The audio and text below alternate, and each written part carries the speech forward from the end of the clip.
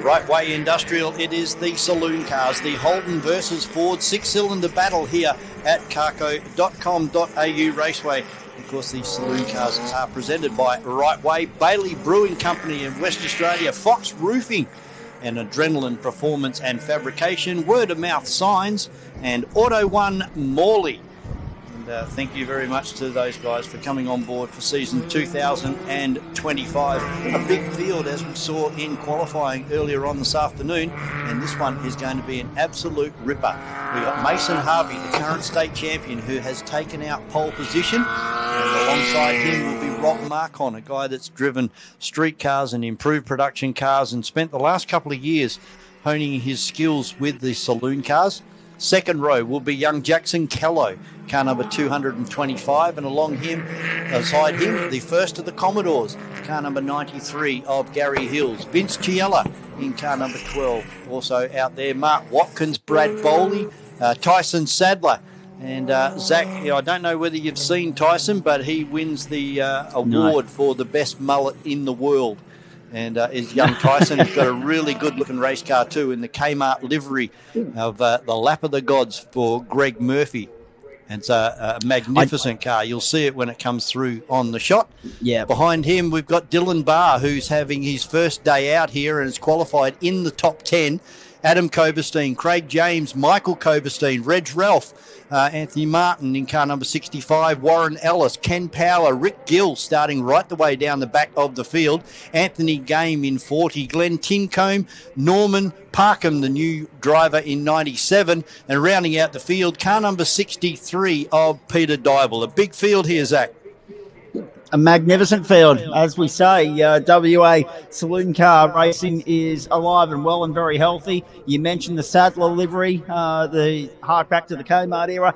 That I can appreciate. The interesting thing with your other comment in relation to him with regards to the mullets, I must refer him to a town not too far from where my mother and father live, down in the New South Wales Hunter Valley, called Curry. They have an annual, believe it or not, mullet. If he has to get over, it'll be well worth the price of admission for him, I'm sure. Well done, Zach. Thanks for that information. We've got everybody lined up on the grid now, and we're just waiting for the green flag at the rear of the grid. There it is, not too far away now, with Marcon and Mason Harvey driving for Tribridge, the current state champion, on pole position. Who will win the drag race? Down to turn number 1. Lights out and away we go, and Marcon gets the better of the start, but he's still on the outside of Mason Harvey, and Harvey trying to stick the car up the inside of Rob Marcon. These guys have come together before, and same with young Jackson Callow as well.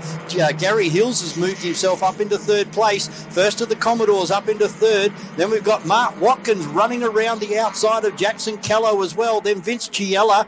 Behind him is Brad Bowley. So now they quickly dive back into single file, and they head up and around the left and then the right hand at the top of the hill here at CarCO Raceway. Because this is round 1 of the West Australian Sporting Car Club Racing Championships for 2025. This is the CarCO Nightmasters. And it's live and free on Behind the Sport TV. Terrific to have you along. Fine time on the East Coast, 3 wide on the exit in batches of 2 and 3 deep as they make their way out of turn 6 right for the saloon cars. Of course, they'll be part of the nighttime program at the CarCO Masters this evening, and we're very excited about that. Have a look at these two at the front. Marcon got the jump, but of course, Harvey held the line through turn 1 and used that to his advantage to give Marcon a little bit of carry on the exit of turn 1 and just push him ever so slightly, or force him ever so slightly wide on the exit to hold the lead.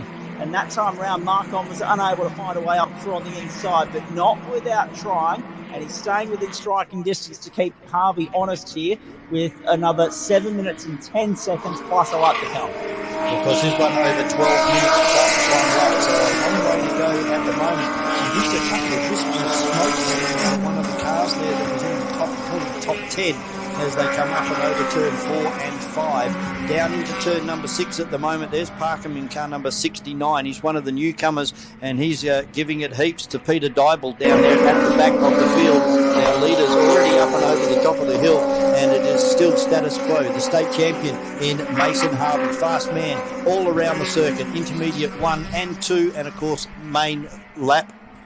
Takes out fastest lap from Rob Marcon. Gary Hills in third position now, and this great battle between Watkins, Callow, and Bowley's not too far off the back of this battle either, as Bowley locks the front right going into turn number 1, and Mark Watkins coming under all types of grief now from young Jackson Callow in the Ford Falcon. This is it, Holden Commodore versus Ford Falcon. Callow looking for a run around the outside, then swaps back to the inside as Watkins runs wide around turn number 4. Side by side across the top of the hill here, and Callow takes over a position from Mark Watkins and Brad Bowley.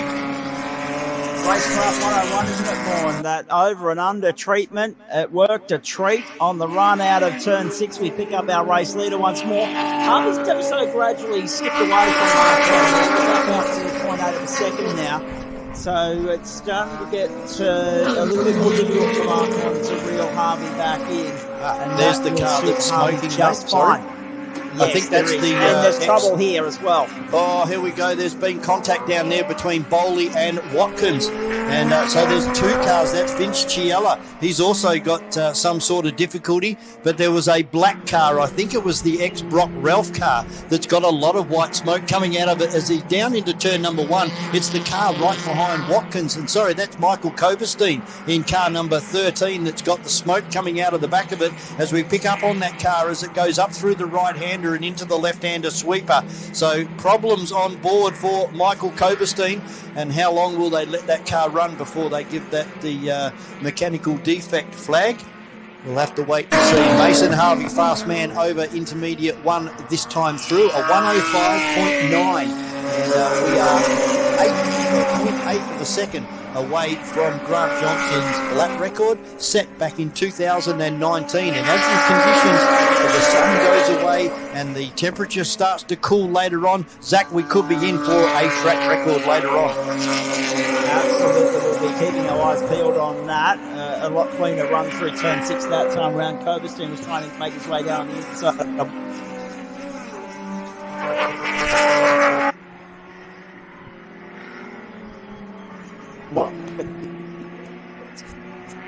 Looks like we may have lost Zach on the other end. Michael Koberstein's car number 13, smoking profusely now on the exit of turn number 1. Because depend.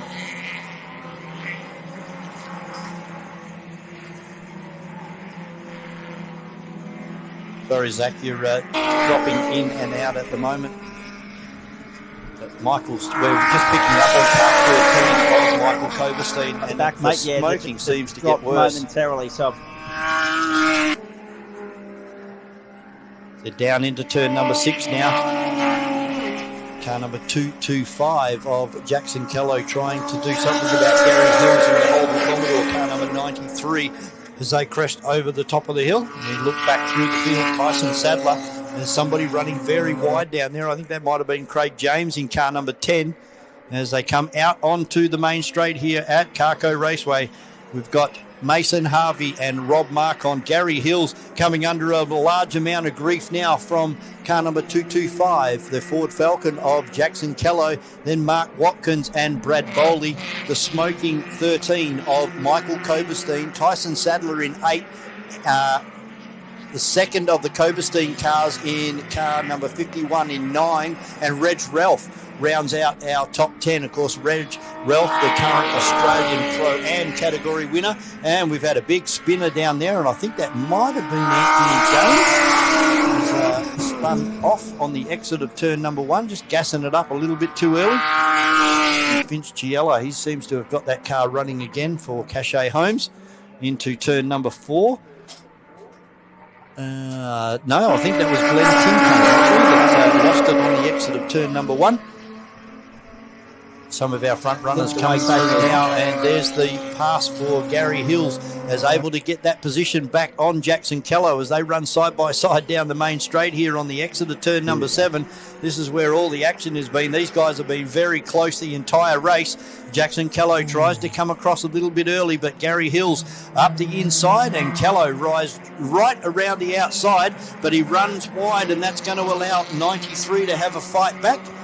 And unfortunately, Gary pulls out of that one and allows the Ford Falcon to drive forward. No, he'll have to have another shot at him later on. Meantime, behind him is Mark Watkins and Brad Bowley. And behind them is Michael Koberstein in that smoking car number 13. Doesn't look like it's getting any worse, so maybe he may be able to make it to the finish. We're down to 1 minute and 20 seconds. And the fastest lap time of 1:05.6. So that puts us down to within half a second of the existing lap record held by Grant Johnson. And as we said, as conditions get cooler, the sun disappears later on this afternoon, we could be in for a new track record held here by Grant Johnson, set on the 18th of the 8th, 2019. A long-standing record. Out onto the main straight, Bowley's run extremely wide, and that's allowed Mark Watkins. And behind him would have been Michael Koberstein in car number 13. Starting to get a little bit spread out now is our field. They're still 2 and 3 wide in some parts of the racetrack.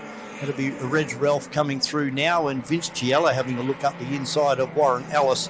But over there in the bus stop, it's Bowley and Watkins. They're having a great battle to Holden Commodores as they head up and over the top of the hill. And about 5 behind him is Michael Koberstein in car number 13. It's interesting with Koberstein as well.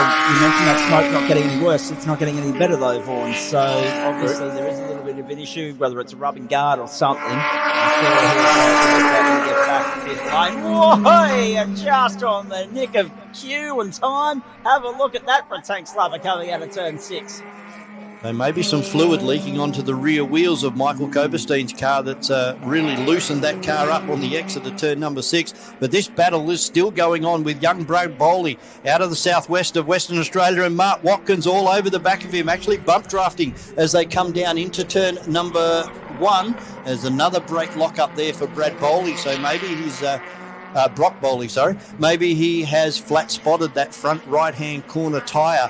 We'll have to keep an eye on it as Mark Watkins looks to go up the inside. He's not going to get it done there, and they'll have to wait again until he gets up and over the top of the hill here. Single file as they go up through turn 4 and flop to the right-hand side now. And, Watkins having a look at young Bowley, trying to get past him, having a look down the inside into turn number 6. Bowley moves across and blocks that line.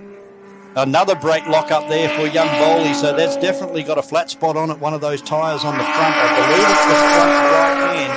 So he's pinched it somewhere and has turned it into a 50-cent piece. Checkered flag is out, and your winner, Mason Harvey, the current state champion, car number 1 in a Ford Falcon, takes the win from Robbie Marcon in car 82, another of the Ford Falcons, and a trifecta for Ford Falcon with Jackson Kello in 225 taking out third over Gary Hills. Bowley and Watkins are your top 6. Tyson Sadler comes across the line now in the Kmart car, and he will take out position 7 from Adam Koberstein in car number 51. And Dylan Barr finishes in the top 10 on his first time out in a saloon car. And Reg Ralph, the current Australian Pro-Am category car, he rounds out our top 10. A big field of saloon cars and a very interesting race, that one, Zach. Absolutely. I had to do a little bit of a factory reset partway through there, Vaughan, but I saw 95% of it. Harvey, Marcon, Callow, Hills, Bowley, Watkins, Sadler, Koberstein, Barr, and Ralph, the top 10. Interesting to point out, you mentioned Sadler off the top of the call, a good run for him, but we also mentioned Michael Koberstein. It looks as though he may have succumbed to a mechanical black flag from race control. I did see a flag hanging out with a number attached to it. Didn't get a good enough look at it, but if you put 2 and 2 together, you see Michael Koberstein slip down to the bottom of the order and has come into pit lane after completing 7 of the 9 laps there. So maybe he has parked up and decided to just let that one be for the moment and sort the problem out, ready for race 2.